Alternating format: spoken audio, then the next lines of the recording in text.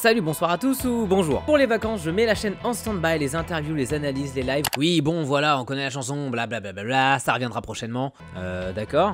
Et ben là, on part sur un gros morceau restant qui est les réalisateurs de A à Z.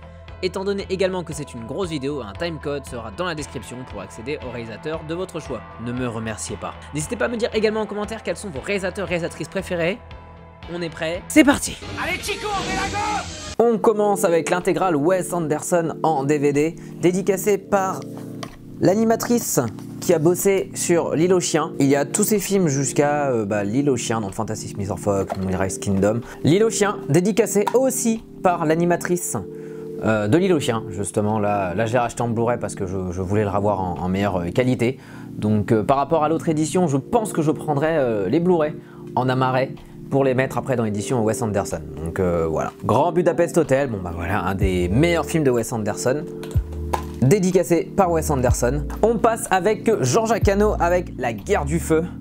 Voilà, un de ses films les plus connus. La Guerre du Feu, dédicacé par Jean-Jacques Hano également. J'aime beaucoup ce film. Le Nom de la Rose avec Sean Connery, F. Mur Abrahams et surtout l'acteur de True Romance qui va s'afficher en bas. Comment s'appelle-t-il? Christian Slater. L'ours, je l'ai vu il y a très longtemps donc j'aimerais bien le revoir. Très rapidement je pense. Stalingrad, je l'avais vu à la Cinémathèque la première fois.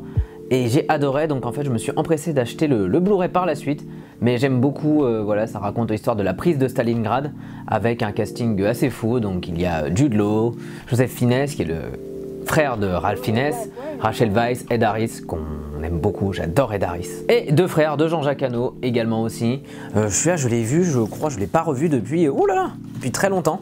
Dédicacé aussi par Jean-Jacques Hano. On passe au maître du divertissement, des explosions et beaucoup trop de choses. Michael Bay avec son meilleur film, Rock, avec Sean Connery, Nicolas Cage et Ed Harris encore. J'adore Rock, voilà, c'est cette prise d'otage sur Alcatraz, c'est vraiment très cool. Armageddon que j'aime beaucoup aussi, avec Bruce Willis et Ben Affleck. Mais voilà, bon bah c'est du Michael Bay, faut aimer ou on n'aime pas. Et c'est dommage d'ailleurs que l'attraction à Disneyland n'existe plus parce que elle rendait bien hommage au film. Pearl Harbor que j'ai dû voir une fois dans ma vie. Sur cette édition là et je ne l'ai pas revu parce qu'il est très long. Pearl Harbor, 3 heures. Il a voulu faire son Titanic, sauf que ce n'est pas James Cameron, Michael Bay. The Island, c'est le film encore que je n'ai pas vu. C'est le seul pour l'instant de Michael Bay que je n'ai pas vu, que j'ai dans ma collection mais que je n'ai pas vu. Donc dites-moi en commentaire pour ceux qui l'ont vu, ce qu'il en vaut. À ce qui paraît, il est pas mal. No Pain No Gain ou Pain and Gain en anglais, c'est considéré comme un des meilleurs Michael Bay, en tout cas son plus intimiste. Et j'aime beaucoup ce film. On passe à un réalisateur qui faisait beaucoup de films sympas dans les années 80-90 et maintenant il ne fait plus rien. Luc Besson. Luc Besson, voilà, avec le coffret Subway, Nikita, Léon et le 5e élément. Le 5e élément qui est mon préféré. Qui dit Besson, le 5e élément, dit j'ai dû forcément racheter ce steelbook du 5e élément que je trouve juste magnifique. Ce steelbook du 5e élément, le film est vraiment bien. Il a peut-être un peu vieilli, mais j'aime beaucoup le 5e élément. Léon de Besson aussi que j'aime beaucoup, qui est considéré aussi comme un de ses meilleurs avec Jean Reno, Gary Oldman et Nathalie Portman. Bah, il est fou. Ce film clairement est fou. On passe à Danny Boyle, réalisateur que j'aime bien, mais qu'aujourd'hui c'est dommage. Avec Trainspotting, ouais, avec Ewan McGregor, les débuts d'Ewan McGregor, qui est vraiment, c'est un film culte des années 90 avec une BO assez incroyable, du Iggy Pop, du Lou Reed et j'en passe. La plage avec DiCaprio. Je l'ai vu quelques fois ce film mais c'est pas du tout mon préféré. Je trouve qu'aujourd'hui il a un peu mal vieilli. 28 jours plus tard, si vraiment on veut voir un film de zombies intéressant, faut regarder 28 jours plus tard. Rien que dans sa mise en scène qui est filmée un peu à la caméra comme si c'était caméra un peu portée, j'aime beaucoup. En plus avec Ryan Murphy, je ne sais pas comment on dit, mais voilà, l'acteur de Peaky Blinders, qui n'a pas fait que Peaky Blinders, mais voilà, ce film là est fou. Slumdog Millionnaire, le film qui l'a vraiment fait connaître aux yeux du plus grand public. Film en plus qui a gagné pas mal d'Oscars, il a dû en gagner me semble 8, c'est bien ça. Cette histoire de cet Indien qui veut gagner des millions, mais il gagne à chaque réponse et justement les gens se posent des questions sur le pourquoi il est si fort et en fait bah c'est par rapport à son histoire et c'est vraiment un très beau film. 127 heures avec James Franco, l'histoire de ce mec coincé dans une crevasse qui va essayer de se libérer et est-ce qu'il va réussir, est-ce qu'il va mourir? À voir, mais c'est très bien. Trent avec James McAvoy, Et ben celui-là je n'ai plus de souvenir du tout, donc il faudra peut-être que je le revoie un jour, peut-être, qui sait. Steve Jobs avec Michael Fassbender, écrit par le scénariste de Social Network Aaron Sorkin. Incroyable ce film, enfin c'est vraiment un film de dialogue, de toute façon c'est Sorkin et c'est fou. Je l'ai pas revu depuis la salle, pour ça je l'ai racheté mais je l'ai pas revu et il faut absolument que je m'y replonge parce qu'il est vraiment bien. Et Trainspotting 2, je trouve que c'est une excellente suite de Trainspotting 1, avec des idées de mise en scène assez folles, comme dans le premier, et je trouve que c'est une bonne continuité aux deux. En plus le steelbook est pas mal. Même pas mal, il est très beau. On passe au B comme Tim Burton avec Pee-wee Big Adventure. Compliqué ce film, très compliqué. Dites-moi dans les commentaires ce que vous en pensez, mais je trouve très compliqué comme film. Je trouve pas drôle, je trouve lourd, mais c'est le premier film de Burton, donc c'est quand même sympa de voir où est-ce qu'il a démarré. Beetlejuice, c'est un des meilleurs Burton, c'est un des meilleurs Danny Elfman en musique, et c'est sa deuxième collab, vu que sa première c'était avec Pee-wee. Édouard aux mains d'argent. Voilà, avec ce steelbook qui est juste magnifique. Par contre, juste, bon, voilà, le côté qui est un peu abîmé, bon, c'est pas ouf. Mais voilà, Édouard aux mains d'argent, c'est très ouf. Dédicacé par Danny Elfman, le compositeur qui a fait un des plus beaux thèmes des films de Burton. Ed Wood, qui est mon Tim Burton préféré, avec Johnny Depp dans sa période de gloire. Clairement, et ce film est fou. Ça raconte l'histoire du réalisateur Ed Wood, qui est considéré comme un des pires réalisateurs de l'histoire. Et on va suivre un peu son parcours à Hollywood et autres, et avec un casting assez fou. Il y a Martin Landau, il y a Bill Murray, il y a Patricia Arquette, non, Sarah Jessica Parker. Donc non, franchement il faut voir Ed Wood. C'est pas le Burton le plus connu, mais franchement ça vaut vraiment le coup d'œil. Mars Attack, j'aime bien Mars Attack, il est cool.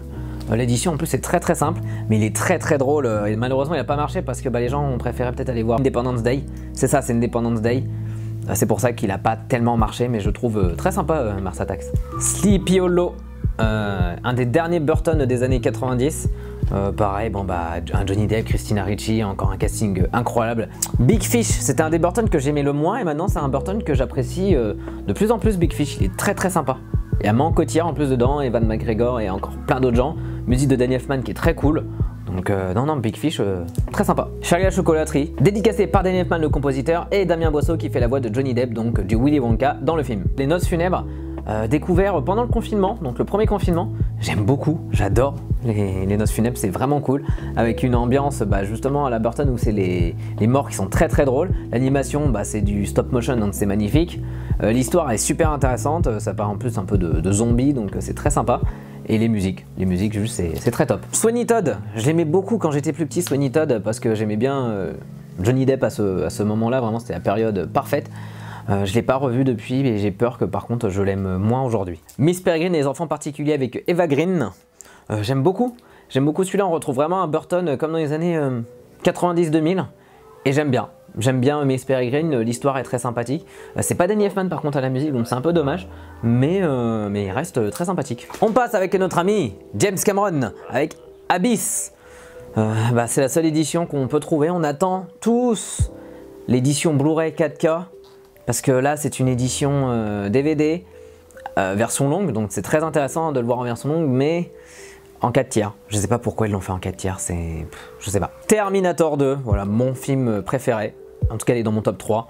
Incroyable, avec la version longue de Terminator 2 qui est très cool. J'ai une autre édition de Studio Canal, mais qui est rangée, que j'avais déjà montré. Mais voilà, dans Terminator 2, l'histoire est incroyable. Les effets spéciaux, les personnages, la musique, la réal, tout est bon dans ce film. Clairement, il n'y a rien à jeter. True Lies, juste avant Titanic.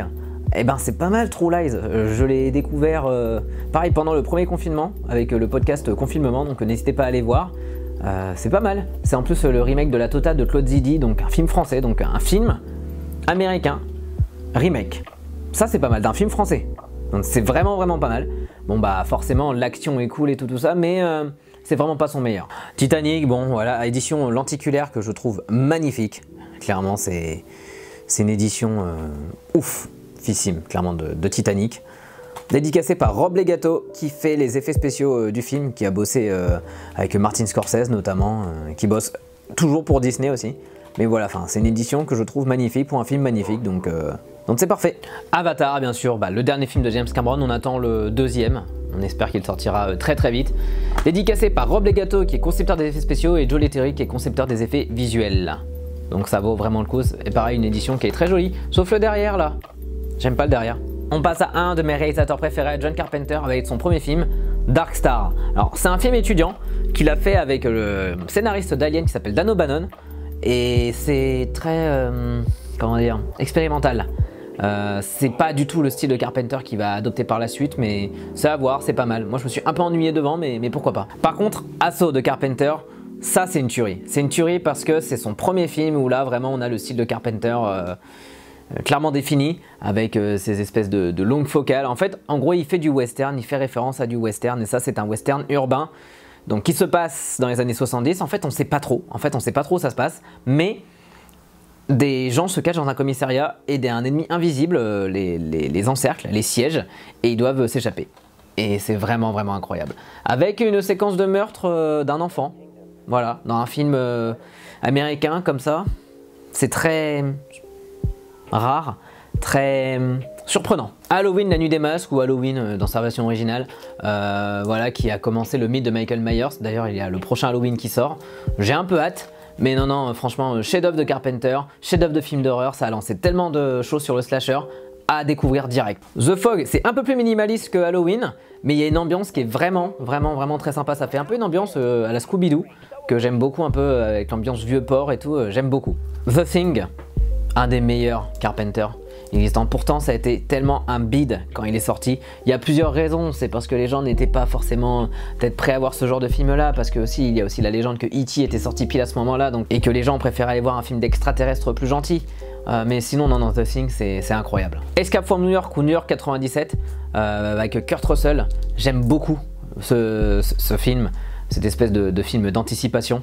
Que j'aime beaucoup justement, avec ce personnage Snake dedans qui est lâché dans cette ville de New York totalement dévastée. C'est assez fou. Dans ce que ça fait, c'est assez fou. Starman, justement, qui raconte l'histoire d'un extraterrestre qui débarque sur Terre sous la forme de Jeff Bridges, et il rencontre Karen Allen et ils vont tomber amoureux, sauf que en fait il va devoir s'échapper du gouvernement. C'est pas mal du tout. Jack Burton dans Les Griffes du Mandarin. Pareil, ça c'était un gros flop, ça a été même un de ces derniers où là on s'est dit bon, John t'es sympa mais on va plus trop te donner de thunes. Là il voulait vraiment faire une référence un peu, même pas un hommage à tous ces films justement asiatiques de kung fu et autres, sauf que ça n'a pas marché pour l'époque, mais il est assez fou et les bonus dedans sont incroyables. They Lived ou Invasion Los Angeles, c'est son plus politique. C'est un film où en gros quand le personnage trouve des lunettes de soleil, il les met, en fait il voit des aliens à la place. Et justement ça critique un peu la société capitaliste, surtout donc américaine de l'époque, et c'est vraiment bien. Le Prince des Ténèbres, que j'ai découvert très récemment, je trouve pas mal, il y a une ambiance qui est assez folle, et il fait partie de la trilogie de l'Apocalypse, avec The Thing, Le Prince des Ténèbres, et L'Antre de la Folie. L'Antre de la Folie, avec Sam Neill, qui est un de mes préférés, en plus ça parle un peu de Lovecraft, je trouve ça assez fou, la musique est folle, les acteurs sont fous. L'ambiance encore une fois, Carpenter sait filmer l'ambiance, et là c'est le dernier film voilà, de la trilogie de l'Apocalypse, donc c'est vraiment pas mal. Il n'y a pas de bonus par contre dessus, donc c'est un peu dommage, mais il y a un commentaire audio, donc ça vaut le coup. Ghost of Mars, alors je l'ai vu quand j'avais fait la rétrospective sur John Carpenter l'année dernière, elle est toujours en live, donc n'hésitez pas à aller la voir. Moi j'avais bien aimé, je sais que beaucoup de gens ne l'aiment pas, mais j'aime bien justement ce côté totalement assumé. Mais je pense qu'en fait à l'époque on l'a trop pris au premier degré. En fait Carpenter, je pense qu'on l'a trop pris au premier degré. Mais c'est pas si mal hein. Par contre The Yard, je sais plus comment ça se dit, ça je ne l'ai pas vu, en plus il y a Amber Heard, donc ça me donne pas forcément envie de le voir, mais il faudra que je le voie quand même à un moment donné. Parce que c'est son dernier film et j'aimerais bien qu'il revienne au cinéma. Charlie Chaplin, voilà, coffret de ses courts-métrages où il y a un peu de tout, donc c'est un coffret très sympa, très sobre mais très sympathique. On remonte un peu dans le temps, dans les années 70 avec Michael Cimino, avec le coffret de ses 5 films les plus connus, donc Le Canardeur, La Porte du Paradis, Voyage au bout de l'enfer, Desperate Hour et L'Année du Dragon. Alors, Le Canardeur je n'ai toujours pas vu, faut que je le voie. La Porte du Paradis c'est assez cool, c'est très long, c'est assez cool, dédicacé par Christopher Walken. Voyage au bout de l'enfer, j'avais déjà montré en steelbook Blu-ray, mais celui-là c'est la version que j'avais, dédicacé aussi par Christopher Walken qui est dans le film, qui fait la fameuse séquence de la roulette russe. je ne dirai rien, mais voilà la fameuse séquence. Desperate Hour, je ne l'ai toujours pas vu, il faut que je le vois parce qu'en plus il y a Mickey Rourke et Anthony Hopkins, donc ça peut être assez cool. Et l'année du dragon qu'il faut que je vois aussi également. Et voilà, ça c'est l'édition de Voyage au bout de l'enfer qui vient de sortir et c'est dommage parce que le verso aurait dû être le recto. Ah, on va parler d'un cinéaste qui aime, on va dire, la musique. Qui aime les comédies musicales, qui aime les gens sadiques, avec Damien Chazelle, avec Whiplash. Whiplash, grosse claque. Whiplash, excellent Whiplash. Cette histoire de ce batteur qui arrive dans une école de jazz et qui tombe sur J.K. Simon, son prof, qui est un tortionnaire, et c'est assez fou. La La Land, bon, est-ce que vraiment je m'attarde sur La La Land? Non, bah il faut voir ce film, mise en scène incroyable, les acteurs sont fous. Il mérite tout, il aurait vraiment dû mériter l'Oscar du meilleur film, c'est dommage. First Man, que j'aime beaucoup avec Ryan Gosling, c'est sa deuxième collaboration, et il a réussi à faire bien jouer Ryan Gosling, déjà dans La La Land, et là-dedans il est assez bluffant. On passe à un duo de réalisateurs, et non ce n'est pas les frères Russo, mais c'est les frères Coen. Arizona Junior, bah à l'époque de Nicolas Cage où il était encore bon. Qu'est-ce qui s'est passé? Qu'est-ce qui s'est passé? Pourquoi? Fargo avec Frances McDormand, bon bah elle est, on va dire elle est abonnée, on va dire maintenant à ce type de cinéma, bah déjà parce que maintenant c'est la femme de Jonathan ou Ethan Coen, je ne sais plus. Mais Fargo, bah, je suis pas trop rentré dedans dans l'humour et tout, c'est pas un humour qui m'accroche, Fargo. Visuellement c'est joli mais l'humour... très compliqué Fargo. Ce Big Lebowski, je dois lui redonner une chance. L'édition en plus ce steelbook 4K est magnifique. Donc faut vraiment que je lui redonne une chance de visionnage pour ce Big Lebowski. Bowser qui je trouve est d'une poésie folle. J'aime beaucoup Bowser. Vraiment sur le côté musical et autres. Non, c'est très très cool. Et pourtant je suis pas très fan de l'humour des frères Coen. Miller's Crossing, je l'ai toujours pas vu celui-là. Je l'ai acheté là en édition Metal Pack. Il faut que je le voie. Je vais le voir de suite. Inside Lewis Davis avec Oscar Isaac et on voit un petit peu Adam Driver et ça c'est beau donc de voir ces deux acteurs qu'on retrouve après dans Star Wars. C'est magnifique, la photographie est super bien, les chansons sont super bien interprétées. Voilà, c'est un très bon frère Coen. No Country for Old Men qui est le meilleur des frères Coen. Clairement c'est cette espèce de western road trip qui se passe dans les années 70-80 avec ce tueur avec la coupe de Mireille Mathieu qui est joué par Javier Bardem. C'est assez fou. Vraiment. Et Ave César que j'avais bien aimé à l'époque, que j'aimerais bien revoir peut-être dans des meilleures conditions ou peut-être avec un meilleur regard en tout cas. On continue avec un petit réalisateur qui s'appelle Joe Dante qui a réalisé le premier épisode de la saga, je sais pas si on peut appeler ça une saga, Piranha. Donc on sent l'inspiration des Dents de la Mer, mais ça reste un petit film efficace de série B, c'est pas mal du tout. Les Gremlins 1 et 2, j'adore le 2, dédicacé par Joe Dante lui-même. Mais j'aime beaucoup le 2. L'aventure intérieure, je l'ai vu il y a très longtemps quand j'étais petit, j'aimerais bien le revoir j'avoue en Blu-ray, donc je pense que je le verrai assez rapidement je pense. Panic sur Florida Beach, qui est un de ses meilleurs, c'est mon préféré. C'est vraiment mon préféré de Joe Dante. C'est pourtant pareil, il n'a pas trouvé son public à l'époque, mais je trouve que c'est un film qui est très référencé. En gros ça raconte l'histoire de jeunes qui vont assister à une avant-première d'un réalisateur qui lui fait que des séries B. Et bah donc c'est un film sur le cinéma, sur en même temps la guerre froide, ça vaut vraiment le coup. Les Looney Tunes passent à l'action, bah c'est le film qui l'a un peu mis de côté, Joe Dante, c'est pour ça qu'aujourd'hui il ne fait plus grand chose. Mais j'aime beaucoup les Looney Tunes passent à l'action, je le préfère même à Space Jam, c'est dire. Et dédicacé par Guillaume Orsat qui fait la voix de notre ami Brendan Fraser. On arrive sur un mec, eh ben il a produit la série Walking Dead, il l'a créé, en tout cas la saison 1.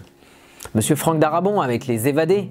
Voilà, Steelbook Les Évadés que je n'ai pas revu, que j'ai vu très récemment, parce que bah, c'est un peu le film qui est considéré comme le meilleur film de tous les temps, en tout cas sur IMDb. Et c'est pas mal du tout Les Évadés, j'aime beaucoup. Bon, Morgan Freeman, Tim Robbins, et il y a beaucoup justement d'acteurs de chez Darabont. La Ligne Verte, bien sûr. La Ligne Verte, il n'y a pas grand chose à dire, mais voilà, très grand film avec Tom Hanks. The Mist. Juste avant Walking Dead, on sent un peu qu'après justement The Mist, on sent les inspirations qu'il a pu avoir pour Walking Dead. Mais par contre, il faut voir la version noir et blanc. Hop, on arrive en G avec Guillermo del Toro avec le Hellboy. Le Hellboy que j'ai vu il y a très longtemps aussi, pareil. Le Labyrinthe de Pan, bah voilà, un des meilleurs films de Guillermo del Toro.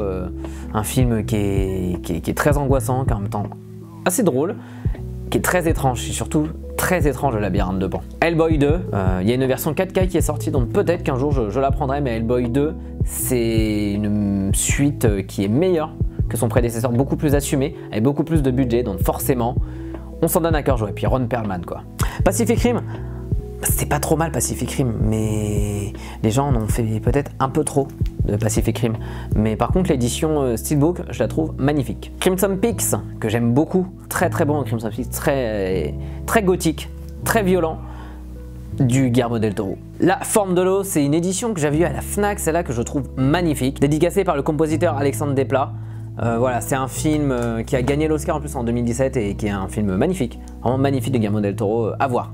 Et on va passer à un réalisateur qui est toujours vivant actuellement, qui a plus de 90 ans, c'est notre ami Clint Eastwood. Sa collection thriller avec La Créance de sang, Juger les coupables et Les pleins pouvoirs, et ben ça c'est une question que il faut que je regarde parce que je ne les ai toujours pas vues. Là par contre voilà, sa collection drame avec Sur la route de Madison, Un monde parfait et Mystic Rivers, c'est fou. Sur la route de Madison, il est bouleversant. Un monde parfait que Kevin Costner, c'est assez cool. Je m'attendais vraiment pas à aimer ce film. Et Mystic River, Sean Penn dedans, incroyable. Et sa collection western, s'il y avait que ça.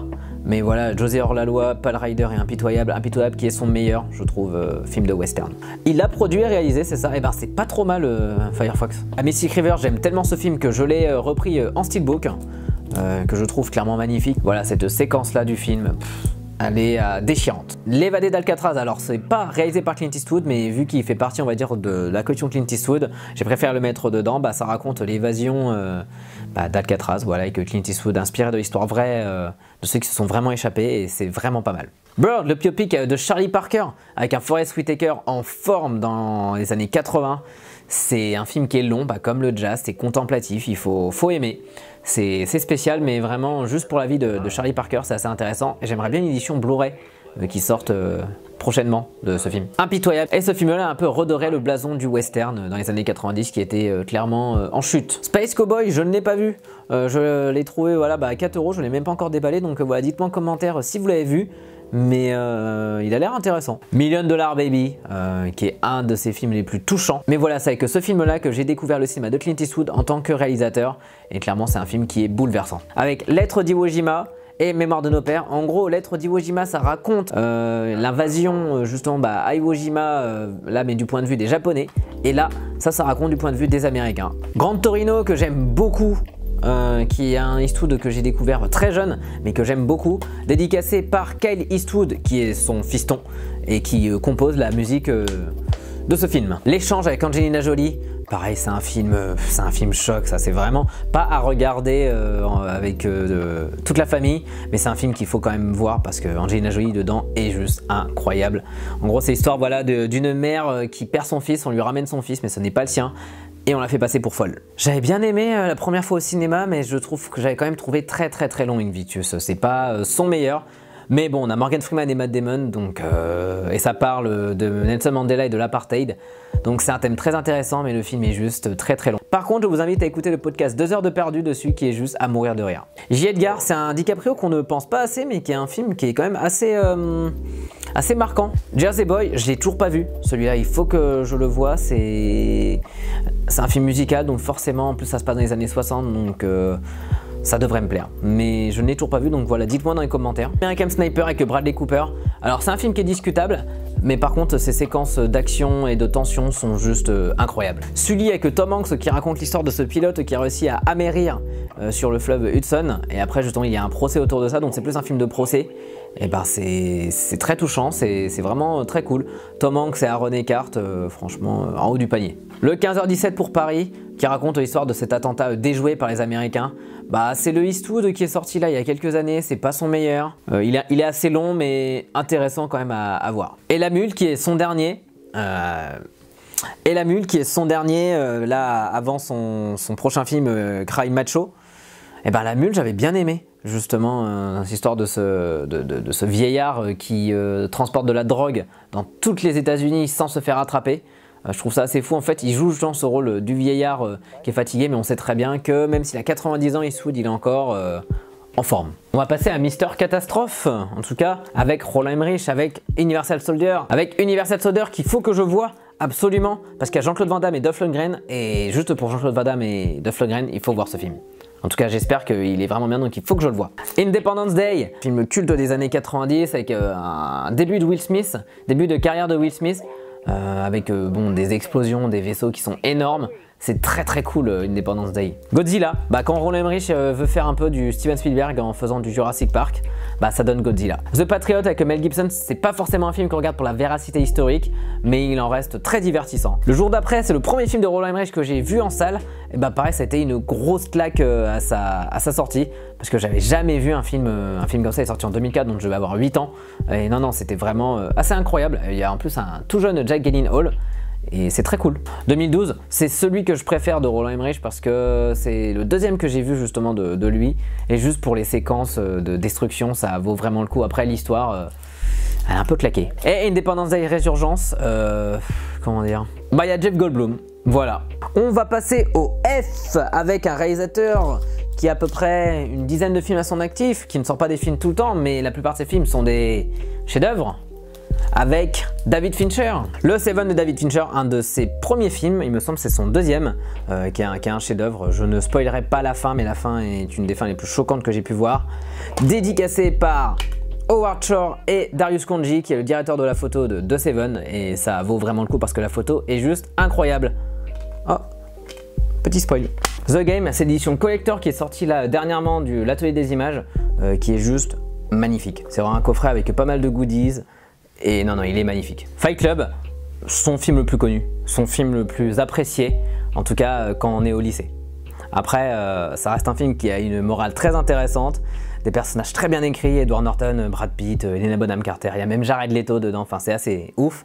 Dédicacé par Damien Boisseau qui fait la voix française de Edward Norton. Panic Room, j'aimerais beaucoup qu'il y ait une version Blu-ray qui sorte de ce film parce que vu que ce film a été tourné quasi en numérique, j'aimerais beaucoup voir une version numérique de ce film. L'étrange histoire de Benjamin Button, c'est un David Fincher qui est très très long, mais visuellement il est très intéressant. Je le rajeunissement de Brad Pitt lorsqu'il devient plus vieux est juste saisissant. Zodiac, on n'y pense pas assez, Zodiac de Fincher, mais je trouve que c'est son Fincher le plus abouti. Millennium, l'homme qui n'aimait pas les femmes, eh ben c'est le Fincher que je n'ai toujours pas vu. C'est le seul Fincher que je n'ai pas vu, mais que j'ai et qu'il faut que je regarde. Donc dites-moi en commentaire si vous l'avez déjà vu. The Social Network, c'est un film que j'aimais pas avant, mais je l'ai revu là et c'est, comme ils disent, c'est un grand film, c'est un film qui est fou avec des dialogues en ping-pong incroyables, dédicacé par Jesse Eisenberg qui joue Mark Zuckerberg. Gone Girl, je n'en dis pas plus, mais Gone Girl, il faut voir absolument ce film, il va vous retourner totalement. On arrive au cas avec un réalisateur qui fait débat encore aujourd'hui, mais un réalisateur qu'il faut voir lorsqu'on entre dans une école de ciné, Stanley Kubrick.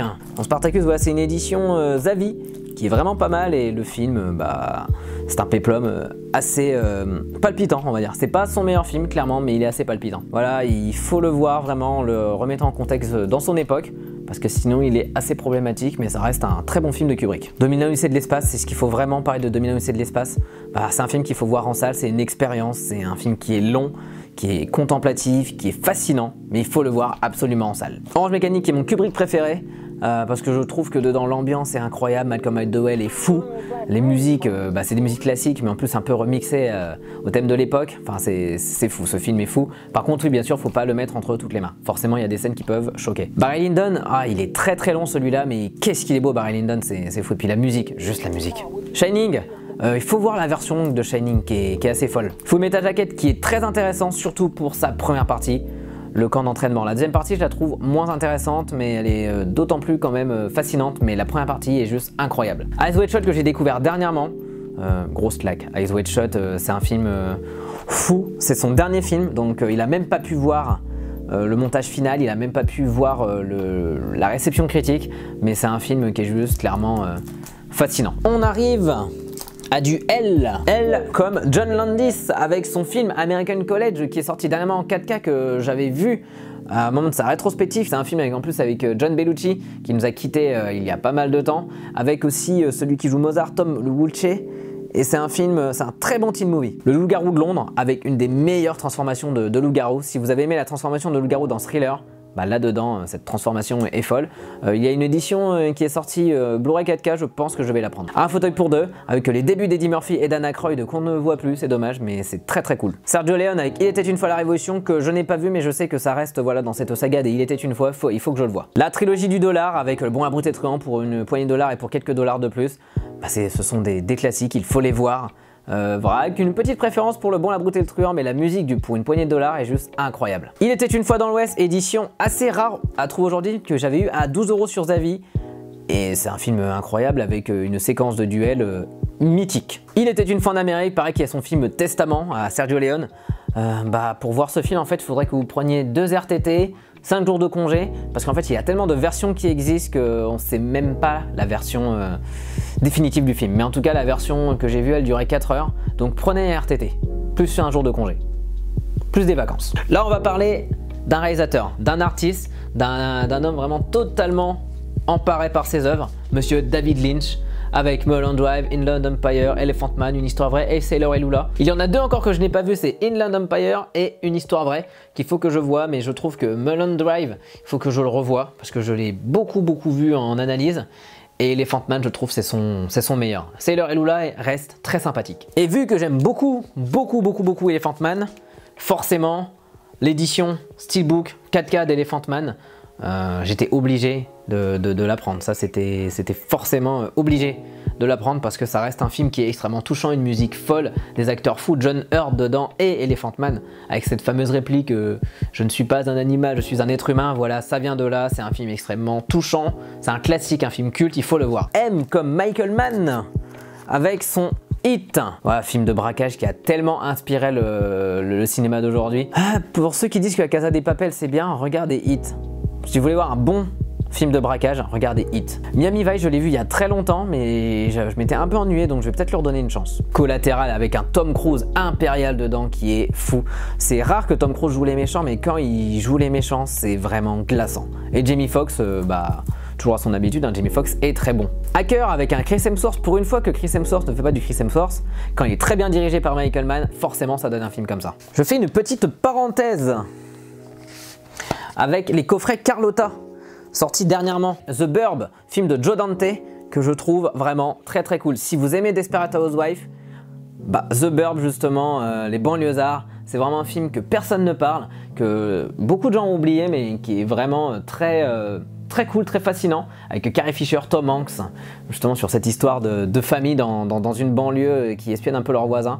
Je trouve ça super drôle. Network par Sidney Lumet, voilà un classique du cinéma qui critique la télévision. Il faut le voir dans justement cette édition 4K Blu-ray, c'est magnifique. Christine de Carpenter, je l'ai découvert en salle après avoir acheté le coffret. Et c'est un Carpenter comme d'habitude qui est fou, la musique est incroyable, les acteurs sont fous et l'histoire elle est vraiment intéressante. C'est adapté d'un Stephen King, donc il faut se plonger sur Christine. En tout cas, si vous arrivez à trouver cette édition, bonne chance. L'édition du Donnie Darko, j'en ai beaucoup trop de Donnie Darko, je dois en avoir 2 éditions, mais cette édition là il fallait que je l'ai parce qu'il y a la version cinéma et la Director's Cut dessus, donc Donnie Darko c'est un film qu'il faut voir le plus rapidement possible. Et le Crash de Cronenberg, et ce qui est bien c'est que justement ils ont vraiment fait 2 versions de la pochette, donc ça vaut vraiment le coup. Et Crash je n'ai toujours pas vu, il faut que je le voie. En plus, vu qu'il y a Titan qui est sorti là dernièrement, ce qui paraît, il y a pas mal de références à Crash, donc il faut que je vois Crash de Cronenberg. On va passer par un réalisateur justement qui est passé par tous les styles de films, Sam Mendes et American Beauty, que j'ai découvert il y a peu de temps, comprend on va dire le classique du film. Les Sentiers de la Perdition, toujours pas vu, je sais que ça va être Tom Hanks, Paul Newman et Jude Law, il faut que je le voie absolument. How Are We Go, il faut que je le voie aussi, en plus il y a John Krasinski que j'aime beaucoup de The Office, Jared avec Jack Gyllenhaal, quelle claque Jared, il faut que je le revoie, j'aime beaucoup qu'il ressorte en salle. Les Noces Rebelles qui est on va dire la suite non officielle de Titanic. Si Jack et Rose étaient arrivés à New York et avaient vécu leur vie ensemble, ça aurait donné ce film. Donc c'est à voir, c'est vraiment bien. Et 1917 qui est sorti l'année dernière, qui est cette espèce de faux plan séquence pendant la Première Guerre mondiale. À voir en salle, c'est très immersif. Par contre, le côté scénar, c'est pas fou, mais très immersif. On continue avec un réalisateur qui est aimé et en même temps décrié, Christopher Nolan, avec son 2e film, Memento. J'en dis pas plus, mais voilà, Memento c'est un film qu'il faut voir avec un twist qui est assez fou. Insomnia qui est un remake d'un film suédois du même nom, si je dis pas de bêtises, voilà, avec Al Pacino, Robin Williams et Hilary Swank. Robin Williams qui joue un méchant et c'est très rare de voir ça, donc il faut voir ce film. Et puis bon, il y a Al Pacino et c'est très cool. Le Prestige que j'aime beaucoup avec Hugh Jackman et Christian Bale et Michael Caine et Scarlett Johansson. Il y a même David Bowie dedans. Inception, bon, j'ai rien d'autre à dire sur Inception, sauf est-ce que la toupie tourne à la fin? Interstellar, la grosse claque de Christopher Nolan. À voir en salle, ou en tout cas dans des très bonnes conditions, mais surtout pas sur son portable. C'est honteux, je pense, voir Interstellar sur son portable. Mais voilà, c'est un film qui procure de l'émotion, qui procure de l'émerveillement. Voilà, c'est un très grand film. Dunkerque, j'étais assez déçu par Dunkerque, mais de très belles images, une très belle musique, mais l'histoire est assez fade, on va dire. Et le film qui a sauvé le cinéma en 2020, Tenet. Je comprends pas les critiques qu'on a pu dire sur Tenet, ça reste quand même un très bon divertissement. Je pense qu'il faut le revoir. Parce que voilà, il est sorti, on sortait juste de confinement et je pense que voilà, Tenet, il faut le revoir, mais ça reste quand même un très bon film. Dans la famille, j'étais dans la bande de Spielberg, mais je n'ai jamais cru au projet de mon copain George Lucas. Je voudrais Brian De Palma. J'ai pas vu beaucoup de ses films, il faudra peut-être que je me rattrape, mais voilà.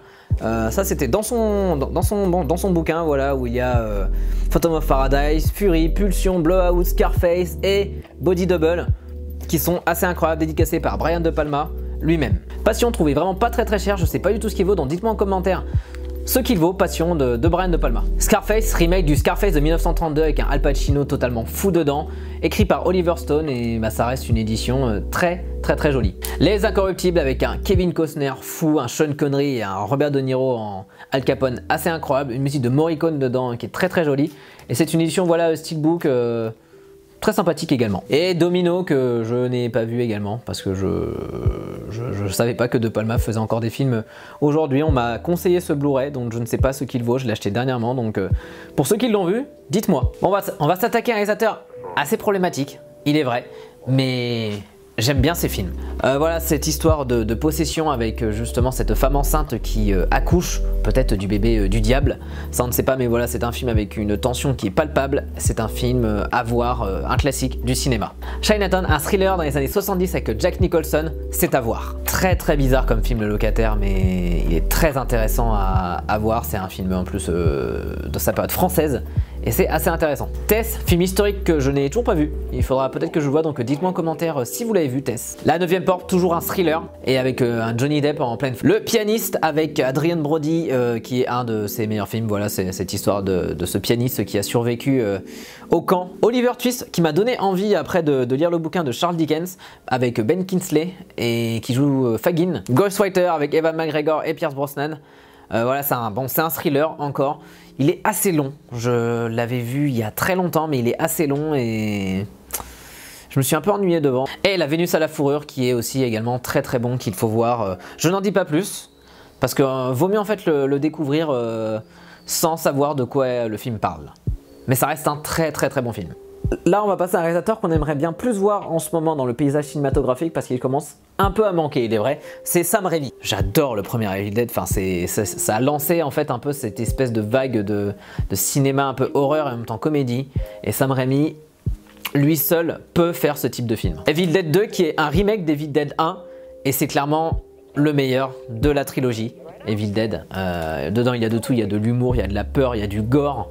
Et les effets pratiques marchent encore très bien. Et puis Bruce Campbell, juste Bruce Campbell. Le coffret, voilà, Evil Dead avec les 3, avec plusieurs versions. Il y a les Director's Cut, la version européenne du 3, avec pas mal de bonus. Donc c'est vraiment un coffret qui vaut son pesant d'or, comme on dit. Darkman avec Liam Neeson, qui est un peu le prémisse de son Spider-Man de 2002. Jusqu'en Enfer, le dernier bon film de Sam Raimi, juste après Spider-Man 3. Et malheureusement, bah, on aimerait bien le revoir plus souvent dans l'horreur. Voilà cette histoire de cette fille de l'assurance qui est poursuivie par un démon. Et le Monde Fantastique 2, j'en avais parlé lors du podcast du confinement l'année dernière, que j'avais découvert. Et ben c'est une très bonne surprise. Bon, c'est Disney, donc forcément c'est un peu plus pour les enfants. Mais l'univers dedans est très intéressant et il rend vraiment hommage au classique de 1939. On va passer à Guy Ritchie avec son 2e ou 3e film, Snatch, avec Brad Pitt, Jason Statham. C'est un de ses meilleurs, je trouve, et pour l'instant on n'a pas fait mieux depuis Snatch. Enfin, c'est assez fou ce qu'il a pu faire avec Snatch. Surtout Brad Pitt en gitan, en VF, c'est incroyable. Et il y a Benicio del Toro aussi, bien sûr. Bien sûr. Son Sherlock Holmes avec Robert Downey Jr. que j'aime beaucoup. Je préfère le 2, mais le 1, quand je l'avais vu à l'époque, visuellement, bah, c'est du Guy Ritchie, donc forcément un rythme très rapide, une voix off, un montage très effréné. mais voilà, son Sherlock Holmes ne déroge pas à la règle. Sherlock Holmes 2, Jeu d'ombre, c'est celui que je préfère. La musique dedans est incroyable. Jude Law, Robert Downey Jr., bah, toujours fou dedans. Et en plus, on a le fils de Richard Harris, Jared Harris, qui joue Moriarty et ça vaut vraiment le coup. Agent très spéciaux, Code Uncle, eh ben, c'est un très bon film d'espionnage avec Henry Cavill, Armie Hammer. Non, c'est un très bon film d'espionnage, un peu dans la veine de Kingsman. C'est très très cool. Le Roi Arthur, son dernier bon. Pour moi, je trouve que le Roi Arthur, il s'est fait défoncer à la sortie, mais il reste tellement intéressant dans le montage, dans le rythme. Puis bon, Charlie Hunnam, franchement les gars, Charlie Hunnam. On passe avec un petit réalisateur italien qui fait des films avec DiCaprio, avec De Niro, qui fait des films avec des chauffeurs de taxi. Taxi Driver avec Robert De Niro, Harvey Keitel et Jodie Foster, dédicacé par Paul Schrader qui est scénariste sur le film. Voilà, bon, est-ce qu'il faut vraiment que je parle de Taxi Driver ? Je pense pas. New York, qui est une comédie musicale, je ne l'ai toujours pas vue, il faudra peut-être que je la voie un jour, mais 2h40, faut se les faire. Raging Bull, et j'ai découvert dans ce film qu'en fait le You Fuck My Wife, ça vient de ce film. Dédicacé également par Paul Schrader qui a écrit aussi ce film. Paul Schrader a fait beaucoup de films et aussi beaucoup de scénarios. C'est un réalisateur scénariste qu'il faut suivre. The King of Comedy ou La Valse des Pantins avec Robert De Niro aussi. Alors pour les gens qui ont aimé Joker, et ben en fait The King of Comedy, ça vient surtout de là en fait l'inspiration de Joker. La couleur de l'argent avec Paul Newman et Tom Cruise. Et ben c'est très bizarre en fait sur cette édition parce qu'il y a bien la VF, la VO, mais les sous-titres sont en anglais. Donc pourquoi juste ne pas mettre une piste VF de ce film? Mais sinon non, c'est un film qui est très intéressant, il fait partie d'une saga. Et celui-là c'est le deuxième film. La dernière tentation du Christ qui est l'un des films de Martin Scorsese qui a fait le plus polémique à sa sortie en 88 avec Willem Dafoe, Harvey Keitel. C'est un steelbook qui a été fait maison, homemade, dédicacé par Paul Schrader et Willem Dafoe qui joue Jésus dans ce film. Les Affranchis, un des meilleurs Scorsese, un des meilleurs De Niro, un des meilleurs Ray Liotta, un des meilleurs Joe Pesci. Dédicacé par le maître lui-même, Martin Scorsese. Casino, un Robert De Niro, un Joe Pesci, mais là il y a Sharon Stone. Et c'est très très bon. Gang of New York que j'aime beaucoup, que j'ai découvert au premier confinement, pareil, il est dans le podcast Confinement, donc si vous voulez avoir mon avis plus en détail dessus, allez le voir, mais voilà, c'est un film assez incroyable avec un Daniel Day-Lewis, ouf. Bon, il y a DiCaprio et Cameron Diaz et il y a encore aussi tellement d'acteurs dans ce film. Aviator avec DiCaprio. Alors c'est pas le film le plus connu de Martin Scorsese, mais je l'aime beaucoup Aviator. Pareil, il est très long, donc il faut avoir la journée devant soi, dédicacé par Rob Legato qui s'occupait des effets spéciaux. Les Infiltrés qui fait partie aussi de mon top de Scorsese préféré avec là un casting de rêve, DiCaprio, Matt Damon, Jack Nicholson, Mark Wahlberg, Martin Sheen. Voilà, un très grand film de Scorsese qui est le remake d'un film coréen qu'il faudra peut-être que je voie. Donc dites-moi en commentaire si vous avez vu ce film et si vous avez vu le remake du film coréen. Dédicacé par Damien Boisseau, la voix française de Matt Damon. Shutter Island, encore avec DiCaprio. Franchement, DiCaprio Scorsese, c'est vraiment le duo iconique. C'était comme De Niro Scorsese à l'époque, mais là avec DiCaprio, ça marche du feu de Dieu. Et Shutter Island, thriller très efficace, qu'il faut voir et revoir et re-revoir sans modération. Dédicacé également par Rob Legato qui s'est aussi occupé des effets spéciaux pour ce film. Ce mec a fait vraiment tous les effets spéciaux de films que j'aime beaucoup. Hugo Cabret, très sympathique Hugo Cabret, c'est un très bon film de Noël. Par contre c'est vraiment un film qu'il faut revoir en 3D, un film qu'il faut découvrir en 3D, qu'il faut revoir en 3D. Malheureusement je n'ai pas de lecteur 3D, mais c'est toujours avec un plaisir que je redécouvre ce film. Avec un Ben Kingsley, Chloé Grace Moretz et même un Sacha Baron Cohen dedans. Enfin non, c'est un très bon film de Scorsese, c'est pas son plus connu, c'est pas celui qui est le plus apprécié, mais il est très bon quand même. Le Loup de Wall Street, encore un film avec DiCaprio où là je trouve qu'il livre sa meilleure performance de toute sa carrière. Dédicacé par Howard Shore qui s'est occupé de la musique du film, qui fait aussi Les Seigneurs des Anneaux, qui fait les Cronenberg, voilà, c'est un très grand compositeur pour un très grand film, pour un très grand acteur. Bon, là, ce réalisateur-là, je pense qu'il devrait peut-être arrêter de faire du cinéma ou en tout cas peut-être faire des meilleurs films. C'est notre ami Ridley Scott avec son premier film, en tout cas premier film où on voit Tom Cruise, Legend, avec Tim Curry dans le rôle du démon. Voilà, c'est un film d'heroic fantasy qui a un peu mal vieilli, mais qui a tellement son charme encore aujourd'hui. Ah oui, et petite note, je parle de Ridley Scott et de son frère aussi Tony Scott également, qui est réalisateur, avec Top Gun. Là, le film qui a révélé Tom Cruise aux yeux du monde. Voilà, ce film de pilote, dont le 2 sort bientôt, et c'est très très cool, Top Gun. Thelma et Louise qui est un de ses plus connus et un de ses plus appréciés avec Thelma et Louise et Suzanne Sarandon. Incroyable. 1492 que je n'ai pas vu avec notre GG national et Sigourney Weaver. Sigourney Weaver, incroyable rien. Sigourney Weaver. Là on va passer à un film de Tony Scott, extrêmement culte et c'est même un classique, True Romance. Il y a une édition qui est sortie chez Avid il y a quelques mois et je ne l'ai pas prise comme un débile. J'aurais dû. Parce que franchement, True Romance, c'est un de ses meilleurs films de Tony Scott. Après, j'ai pas vu tous ses films, j'ai pas vu le Dernier Samaritain ou autre, mais voilà, True Romance, en plus écrit par Tarantino, et c'est vraiment incroyable. Gladiator qui a redonné ses lettres de noblesse au péplum avec un Russell Crowe fou, un Joaquin Phoenix incroyable, un très beau film. Très difficile comme film, très difficile mais très prenant. American Gangster, Denzel, Russell Crowe, Ridley Scott, une histoire vraie. Il faut voir la version longue. La version longue est tellement mieux par rapport à la version cinéma.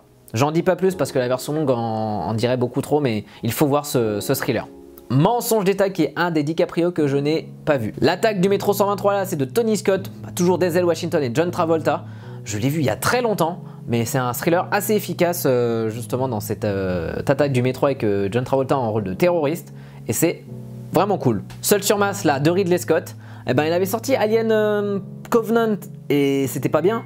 Par contre, Seul sur Mars, c'est très cool. Tout l'argent du monde avec Kevin Spacey, Christopher Plummer, Alien, le 8e passager, sûrement son meilleur film, sûrement le meilleur film de la saga Alien, après le 2. Mais voilà, c'est un film qu'il faut découvrir, c'est un classique, il faut le voir. On continue avec un réalisateur qui a une carrière assez prolifique dans les années 90-2000 et qui a un nom... En fait, c'est pas si compliqué, M. Night Shyamalan. Sixième Sens, avec Bruce Willis. J'en dirai pas plus sur Sixième Sens parce qu'en fait, c'est un peu la blague de spoiler Sixième Sens et je trouve ça pas très drôle en fait. Incassable qui est un des meilleurs films de super-héros qui puisse exister. C'est une édition en plus maintenant qui est introuvable aujourd'hui et c'est un très bon film avec un Bruce Willis en forme. Bruce Willis, reviens au cinéma s'il te plaît, faire des bons films. Please, Bruce. Si tu entends ce message, reviens. Signe avec un Mel Gibson en forme et un jeune Joaquin Phoenix. Eh ben c'est un film de Shyamalan justement là qui joue à mort sur la tension et qui marche. Le Village qui est très sympathique avec Bryce Dallas Howard. Pareil, il y a un twist forcément. Donc voyez le film, mais surtout ne regardez pas Scary Movie avant. Phénomène. Il s'est fait démonter à la sortie, je le trouve très sympathique. Forcément, c'est pas du tout son meilleur parce que bon, du vent, Mark Wahlberg, un peu compliqué, mais j'aime beaucoup le film. Le retour de Shyamalan s'est fait avec Split, avec James McAvoy, qui est en fait la suite de Incassable et qui sera après la suite de Glass. Ça fait plaisir de revoir Shyamalan un peu à la réal, de bons films. Donc non, Split, très bon. Glass, un de ces derniers. Qui conclut justement la saga avec Incassable, Split et celui-là, et ben Glass il est très bon. Là on va passer à mon réalisateur préféré. Si vraiment je devais choisir vraiment entre plein de réalisateurs, ce serait celui-là, Steven Spielberg. Alors ce coffret-là de Steven Spielberg il est assez intéressant parce qu'en fait il y a des films qui n'existent pas en version simple Blu-ray. Par exemple Duel, Sugarland Express, 1941 et Always. C'est très compliqué de les avoir en version Blu-ray, donc en plus c'est une très belle édition avec des bonus, avec les films souvent dans leurs deux versions, et c'est assez incroyable. Les Dents de la Mer qui est son premier gros succès, sorti en 75 avec la musique de John Williams qu'on connaît tous. Voilà, c'est un film qui n'a pas vieilli, non le requin passe encore très bien, c'est justement pour ça que le film marche encore aujourd'hui, c'est qu'on ne voit pas le requin. Et ce qui est très cool, c'est que Universal en fait a mis sur ce Blu-ray les deux doublages. Donc le doublage de 75 qui est très bon, et après le redoublage de 2000-2001, en 5.1, mais c'est moins bien. Clairement moins bien. E.T. l'extraterrestre qui a marqué je pense toute une génération, dont la mienne aussi. C'est un film touchant. C'est son plus personnel à Spielberg avec la liste de Schindler. C'est un film que quand je le revois, j'ai envie de rire, de pleurer, d'être pote avec un extraterrestre. Puis la musique de Williams dedans est juste folle. La saga Indiana Jones, oui, j'aime beaucoup le 4 également aussi. Bon, le 1, le 2, le 3 sont des chefs-d'œuvre et le 4, bon... Il est ce qu'il est. Dédicacé par Paul Freeman qui interprète Belloq dans Les Aventuriers de l'Arche perdue et Paul Freeman qui est scénariste aussi sur Les Aventuriers de l'Arche perdue. L'Empire du Soleil, le film qui a révélé Christian Bale, et ben c'est un film que j'aime beaucoup. C'est un film qui est assez lent, mais justement on voit cette espèce d'enfant qui essaie de survivre à la guerre. La couleur pourpre avec Whoopi Goldberg, Danny Glover. C'est un film qui est très dur, très sombre, mais qu'est-ce qu'il est beau comme film. Hook, je sais que beaucoup de gens ne l'aiment pas. Moi j'aime beaucoup Hook parce qu'il y a Robin Williams et Dustin Hoffman, et surtout en VF. La VF est incroyable de ce film, c'est vraiment un film doudou. Quand je le regarde, ça serait à Noël avec un plaid et un chocolat chaud. La liste de Schindler qui est mon Spielberg préféré. Bizarre, mais voilà, c'est un film que je trouve il est vraiment maîtrisé de bout en bout. Mais vraiment, c'est son meilleur. Il a jamais fait mieux depuis la liste de Schindler. D'ailleurs, je possède la liste de Schindler en deux versions, c'est-à-dire la version Blu-ray 4K et la version collector Blu-ray qui est également très joli, il y a des bonus, il y a des affiches. Il faut sauver le soldat Ryan, il est ressorti dernièrement en 4K, je n'ai pas vu la version 4K encore, mais je trouve le steelbook qui est assez réussi. Amistad, c'est vraiment pas le meilleur de Spielberg, mais dedans il y a une musique qui est assez intéressante avec un casting encore 5 étoiles. AI, intelligence artificielle, bon normalement Kubrick devait le réaliser, mais malheureusement il est mort en 99, donc c'est Spielberg qui a hérité du projet. Et il a donné ce film là qui est extrêmement touchant avec Jude Law et le gamin du 6ème sens qui va s'afficher en bas car je ne me souviens plus de son nom. Arrête-moi si tu peux, un Tom Hanks, un DiCaprio, un Spielberg. Forcément ça reste un film assez fou. Il y a Christopher Walken et même Nathalie Baye dedans. Minority Report, je ne l'ai toujours pas vu, faudra peut-être que je m'y plonge aussi parce que Tom Cruise plus Spielberg, bah ça donne un peu la guerre des mondes que je montre tout de suite après. Le Terminal, un Tom Hanks touchant, une Catherine Zeta-Jones touchante aussi, une musique de John Williams que j'aime beaucoup également. Un très bon Spielberg. La guerre des mondes, le meilleur Spielberg des années 2000. Munich, un film très difficile dans la veine de la liste de Schindler, mais ça reste un très bon film avec Eric Bana et c'est assez intéressant. Le bon gros géant, bon ça reste un Spielberg pour enfants dans la veine d'un E.T., mais ça reste un film quand même qui est très beau, très touchant, mais c'est sûr que ça ne vaut pas ces films d'antan. Les aventures de Tintin et le secret de la licorne, ça c'est le vrai Indiana Jones 4. Visuellement il est incroyable, les acteurs dedans sont fous. La technique est folle, c'est un jeu vidéo mélangé avec un film, c'est vraiment fou. Dédicacé par Joel Terry justement, qui a bossé sur le film, sur les effets spéciaux, qui a aussi bossé sur Avatar. Lincoln, qui traite de la vie de Lincoln, en tout cas les dernières années de sa vie avec un Daniel Day-Lewis impérial dedans.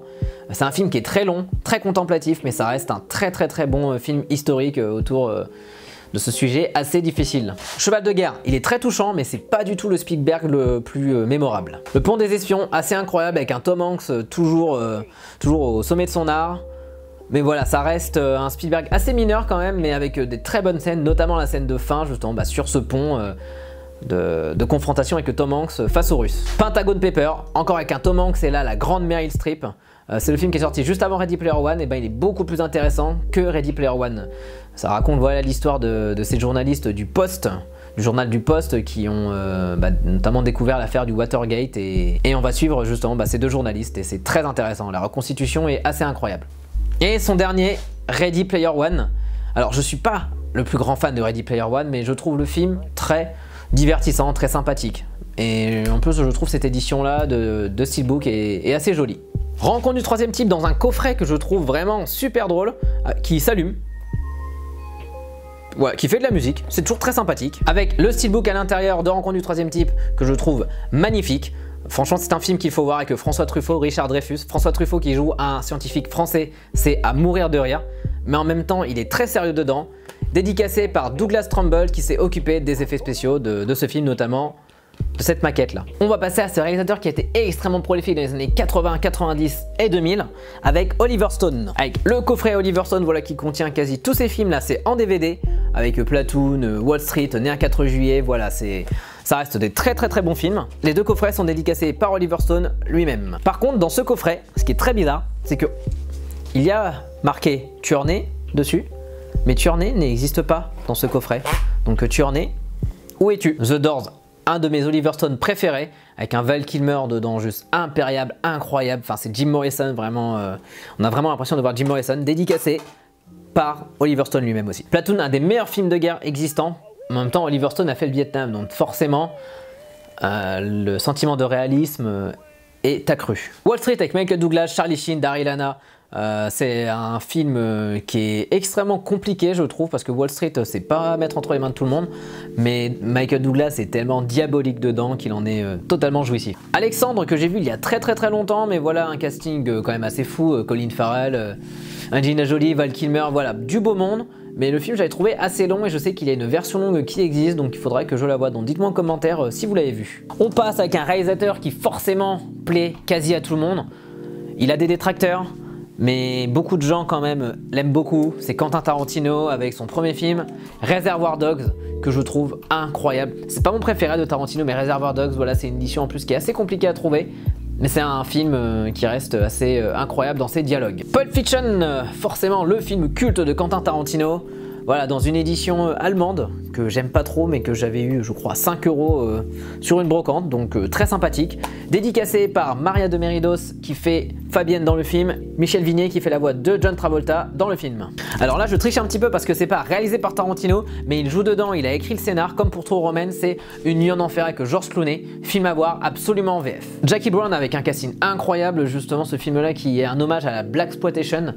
Et c'est assez fou. Samuel Jackson, Pam Grier, Robert Foster, Robert De Niro, Michael Keaton, vraiment du beau monde pour un film très sympathique. Kill Bill 1, Kill Bill 2, voilà bon, je sais pas quoi dire de plus sur Kill Bill à part que maintenant je préfère le 2. Le Boulevard de la Mort qui fait partie du diptyque Planète Terreur de son ami Robert Rodriguez. Et ben dans Boulevard de la Mort c'est pas mal du tout justement, ça contient une des meilleures courses-poursuites en voiture. Il est extrêmement violent, bon c'est du Tarantino mais extrêmement violent et jouissif. Cette scène de fin justement avec toutes les femmes qui se rebellent contre Kurt Russell, c'est fou. Et Lost Bastard qui vient de fêter ses 12 ans, c'est un des premiers Tarantino que j'ai vu. Et ce film contient une des meilleures scènes d'introduction du cinéma. Juste ça. Django Unchained qui est mon Tarantino préféré, grosse claque à sa sortie, avec un casting incroyable, Jamie Foxx, Leonardo DiCaprio, Christophe Valls, et dédicacé par Leonardo DiCaprio. Et Vie Salopard qui est un huis clos justement avec ces 8 mecs qui doivent essayer un peu de survivre dans la neige. C'est un peu un The Thing avec Samuel Jackson, bon il y a Kurt Russell, ça reste un très bon Tarantino, un très bon huis clos, extrêmement violent, extrêmement dur. Mais il est très bon. Once Upon a Time in Hollywood, dans cette édition Mentalab que je trouve juste magnifique. C'est dommage que la Fnac n'ont pas fait une édition comme ça, franchement je trouve ça honteux. Mais voilà, Once Upon a Time in Hollywood, c'est vraiment son film hommage aux années 60, son film hommage à cette époque que malheureusement j'ai pas connu, mais voilà, c'est un film avec un casting ouf, avec une musique incroyable et avec cette fin. Voilà, cette fin, je n'en dis pas plus, mais cette fin que je trouve extrêmement jouissive également. J'ai oublié de parler de ce réalisateur, mais Milos Forman qui a réalisé Wolfson in Cuckoo et Amadeus, et notamment plein de films, Man on the Moon avec Jim Carrey. Mais voilà, Milos Forman dans ce coffret où il y a Amadeus qui est mon film préféré et Wolfson in Cuckoo qui est juste un chef-d'œuvre de mise en scène, un chef-d'œuvre d'histoire avec un Jack Nicholson dessus totalement fou. On va passer à un autre réalisateur qui malheureusement ne fait plus de films, et il a un peu révolutionné un peu le cinéma d'action des années 80-90. C'est notre ami John McTiernan avec À la poursuite d'Octobre Rouge. Alors, j'ai pas trop aimé À la poursuite d'Octobre Rouge, j'ai trouvé ça un peu long. Last Action Hero avec Schwardy qui se parodie lui-même justement dans ce film d'action totalement décomplexé. C'est un classique. Malheureusement, il n'a pas marché à l'époque, mais ouais, c'est un film qui reste très jouissif à voir. Ils ont ressorti une édition 4K dernièrement là, avec l'affiche officielle. Et je trouve que justement ça se complète très bien. Rollerball qui est le remake de Rollerball des années 70. Karim Debache de la chaîne Chroma, on a fait une vidéo dessus il y a pas mal de temps. Donc je vais pas m'attarder dessus, mais voilà, ça reste un film qui est très... En fait c'est un film malade. C'est vraiment pas un film de McTiernan, mais c'est un film malade. Et en parlant de film malade, Le 13e guerrier, avec Antonio Banderas, on aimerait beaucoup avoir une version finale du 13e guerrier. Parce que ça reste une grosse déception. Une grosse frustration, c'est dommage. Et Basique avec John Travolta et Samuel Jackson, voilà, c'est un film, un thriller encore qui se regarde, très efficace. Alors là on va passer à un duo de réalisateurs français que j'aime beaucoup qui s'appelle Eric Toledano et Nakache. J'aime beaucoup leurs films assez social et autres, avec Tellement proche qui est un de leurs premiers films.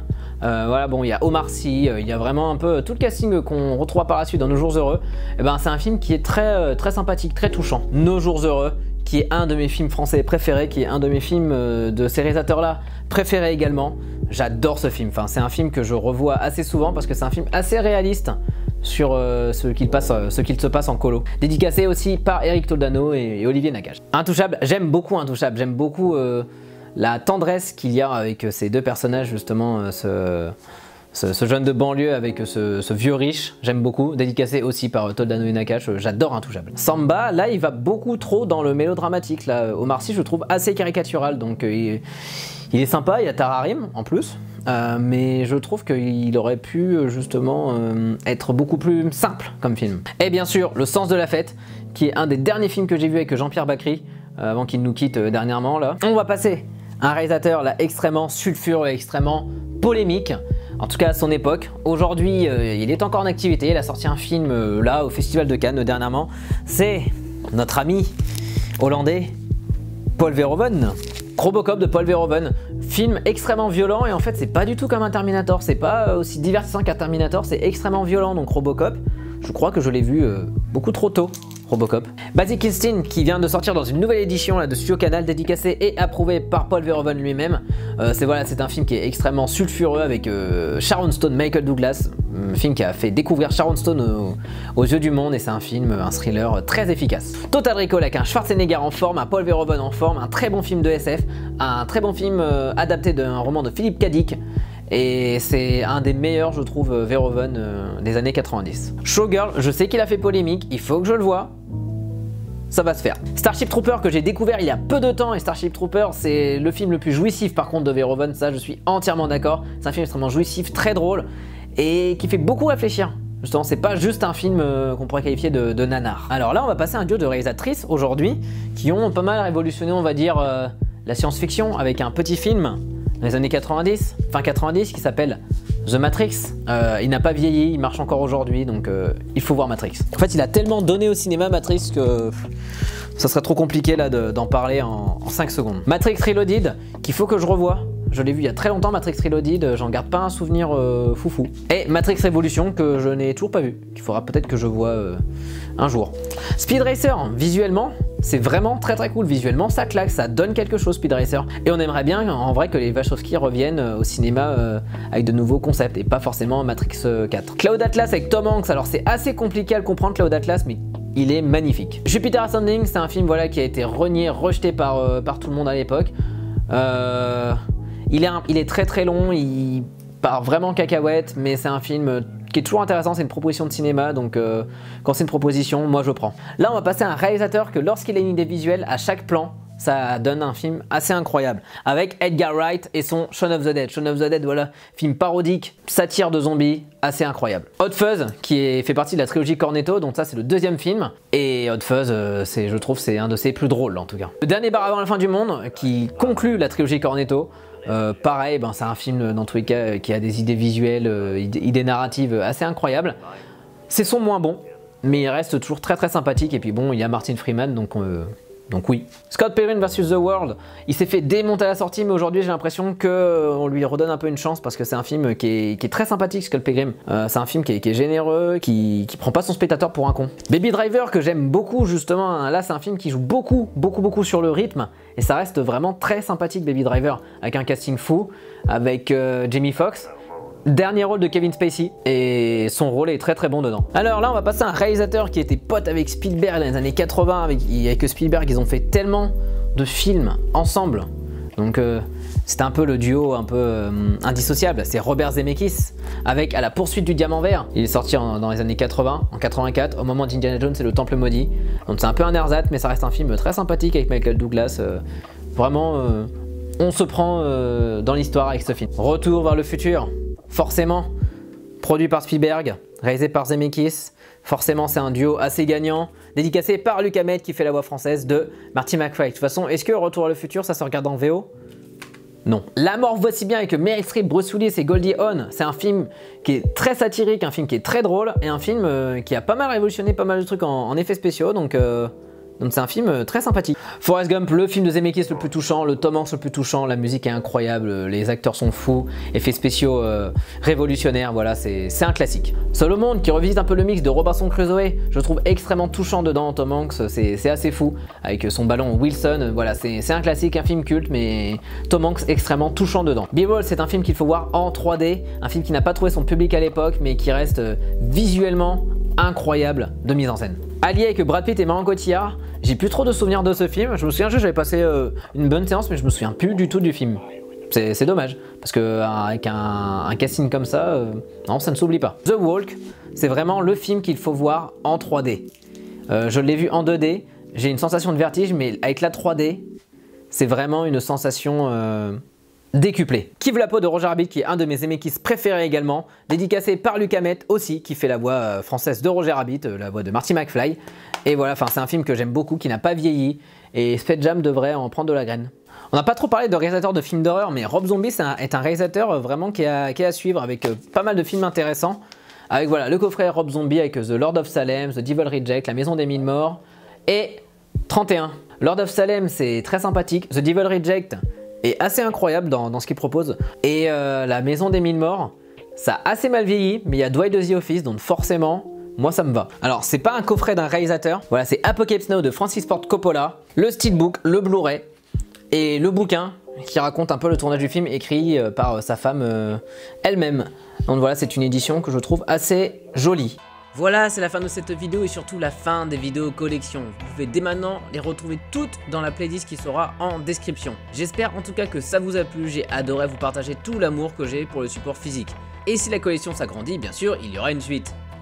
N'hésitez surtout pas à partager et à faire découvrir les contenus à vos potes collectionneurs ou si bien sûr vous en êtes un également. N'hésitez surtout pas à utiliser la barre des commentaires pour me dire vos réalisateurs préférés, vos films de ces réalisateurs là, vos films détestés, vos films chouchous, vos films coup de cœur.